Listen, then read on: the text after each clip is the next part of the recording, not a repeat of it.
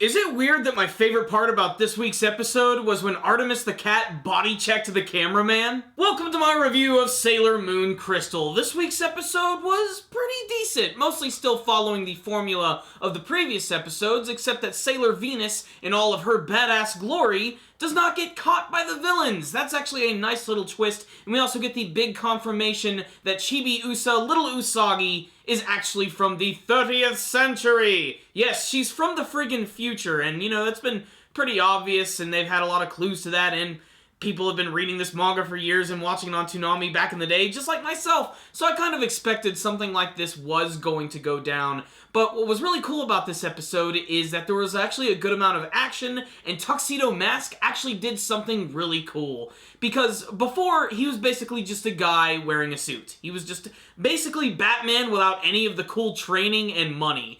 And now that his weird old gem or crystal buddies have appeared out of nowhere like Jedi ghosts, they've basically given him the power to fire these beams. He fires this one beam at Rubius this week, which is the Tuxedo La Smoking Bomber! That's literally what it's called, but they might as well just call it a Kamehameha. What is kind of unfortunate about the action scenes, which does repeat from some of the previous episodes, is that most of the bad guys are killed in like one shot. Rubius does escape, but there's the last member of the Spectre Sisters who, just like many of the other villains from the series, is just hypnotizing everybody into believing that the bad guys are the good guys. Been there, done that, but it is pretty awesome that Sailor Venus is able to hold her own, and even Sailor Moon is able to defend herself this week.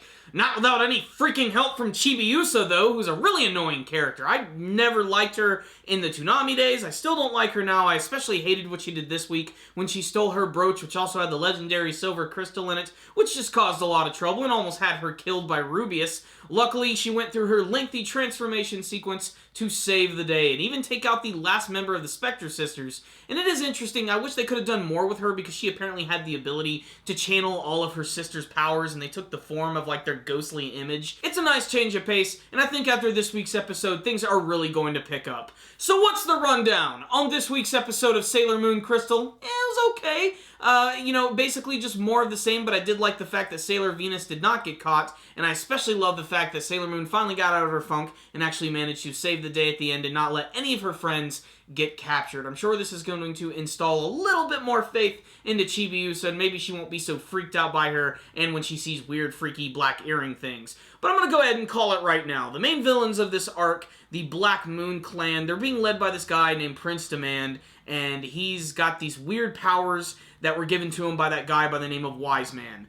And they've already hinted in this week's episode that Wise Man is up to no good, and I'm just guessing that he's like the puppet master pulling everyone's strings behind the scenes, and he's probably going to be the real main antagonist of this arc. That's just the way I see it right now. I don't see Prince Demand really being that much of a threat for the Sailor Senshi, but I'm really interested to see what they're actually going to do now, that there's still a couple of members down, you know? I mean, they still have Sailor Venus, Tuxedo Mask, I guess, has some powers now, and I guess it's really only a matter of time before Chibi Usa finally goes through a whole transformation sequence. But in the intro of the show, there is the teaser for Sailor Pluto, so I'm sure she's going to make her entrance eventually. Can't wait to see where that is going. Otherwise, I think a really nice touch would have been if in the intro they actually got rid of the Sailor Senshi that aren't there anymore. I don't know, I think it would have added maybe a nice little ominous layer to this arc, just make it seem a little different. Otherwise, this was a pretty good episode right here. Nothing too special, but still it was a good episode showcasing Sailor Moon, Sailor Venus, and getting to see Artemis body check a cameraman. That was hilarious to me. I can't explain it. Like, it's the one scene this week that, like, had me rolling on the floor laughing. Just, maybe the best scene I've seen from Sailor Moon Crystal is watching that cat hit that cameraman. I'm gonna go watch it like 10 more times in slow motion. What I will say is, this week's episode was a 3 out of 5. Check it out, Sailor Moon fans. If you're a fan of the manga version or the old school anime version, check out this one. You might see something you like.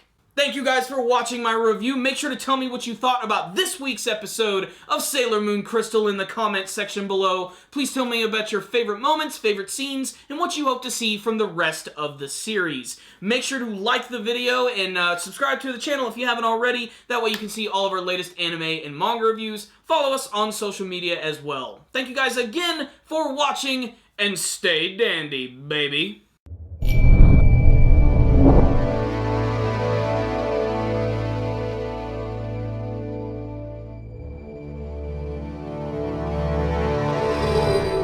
Tuxedo La Smoking Bomber!